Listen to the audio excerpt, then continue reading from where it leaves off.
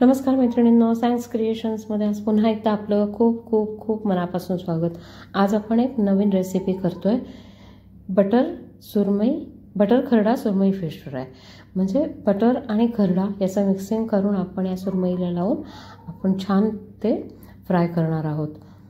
अतिशय सुंदर रेसिपी आहे, करून पहा मैत्रिणींनो आवर्जून। आता इथे आपण त्यासाठी सुरमई घेतलेली आहे, छान स्वच्छ धुवून कोरडी करून घेतलेली आहे। आता हिचं आपण पहिलं मॅरिनेशन करून घेणार आहोत। या पहिल्या मॅरिनेशनमध्ये आपण इथे पाहू शकता जे जे साहित्य घेतलेलं आहे, आलं लसूणची पेस्ट, नंतर काळी मिरी, चिली फ्लेक्स, खरडा घेतला। खरडा याच्यापेक्षा जास्तच घ्यायचा कारण बटरमध्ये खरडा गेल्यानंतर त्याची चव कमी होते। हळद घेतलं, लिंबू घेतलं आणि कोथिंबीर घेतलेली आहे। आता पहिलं मॅरिनेशन जे असतं त्यासाठी आपण पहिल्यांदा छान लिंबू घ्यायचे पिळून, याच्यावर प्रत्येक पीसला लागेल असं लिंबू पिळून घ्यायचं।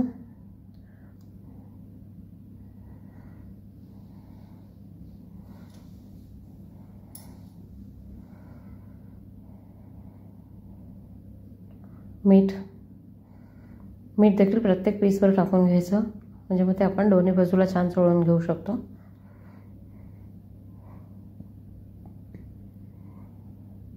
हळद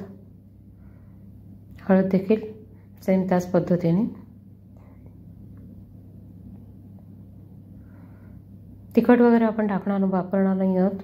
कोथिंबीर घेतली आपण, तिखट तुम्हाला वापरायचं असेल तर अगदी थोडं टाकू शकता कारण आपण खरडा वापरणार आहोत।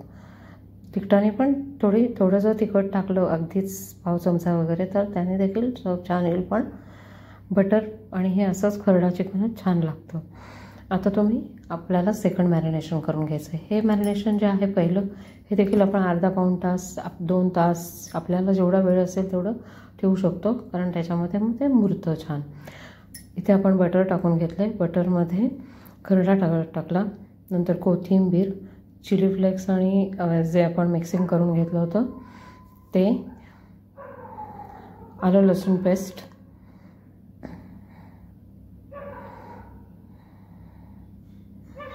हे छान मिक्स करून घ्यायचं, छान फेटून घ्यायचं एकत्र। याच्यामध्ये आलं लसूणची पेस्ट आणि बाकीचं जे आपण साहित्य टाकलेलं आहे तेवढ्यावरच मीठ टाकायचं, कारण खरड्यामध्ये मीठ असतं आणि बटरमध्ये देखील मीठ असतं।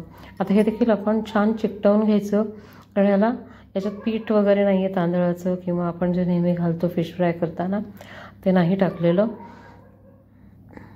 तुम्ही ते टाकून देखील करू शकता थोडंसं चमचाभर, पण मी नाही टाकलं कारण बेसिक जी आपली खरड्याची चव असते ती मग थोडी कमी होते पीठ वापरल्यामुळे। छान चिकटवून घेतलं दोन्ही बाजूनी। आपण जे आपण मिक्सिंग केलं होतं ते तेल आणि बटर छान तव्यामध्ये तापवून घेतलं, आणि आता आपण फिशचे पीस याच्यावर सोडलेले आहेत। आता खाली जे आपण बटर लावून घेतलेलं असतं फिशच्या खालच्या बाजूला, ते या बटरमध्ये आणखीन रिलीज होतं। त्यामुळे मी जसं आत्ता फक्त पाव वाटीच करून घेतलं होतं हे सगळं मिक्सिंग। तुम्ही थोडं जास्त जरी करून घेतलं अर्धी वाटीवर, आणि ते थोडं फिशला लावून शिवाय ते खालच्या या तेलामध्ये जरी सोडलं, जसं आपण रवा सोडतो रवा फिश फ्राय करताना, तरी या उरलेल्या बटरमध्ये ते छान भाजून निघतं फिश फ्राय करता करता, आणि ते पोळीबरोबर किंवा रोटीबरोबर खाण्यासाठी छान लागतं।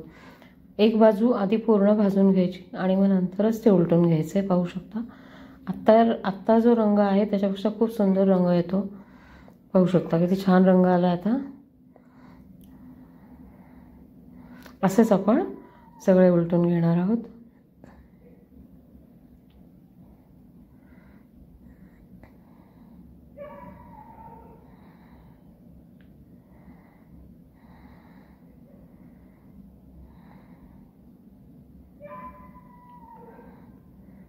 थोडे लांब लांब ठेवावे लागतात, हे थोडं चिकटण्याची शक्यता असते, पण तरी आपण ते करून घेतलं। आणि पाहू शकता छान असं आपलं एक बाजू झाली, आता दुसरी बाजू इतकीच खरपूस करून घ्यायची आपल्याला।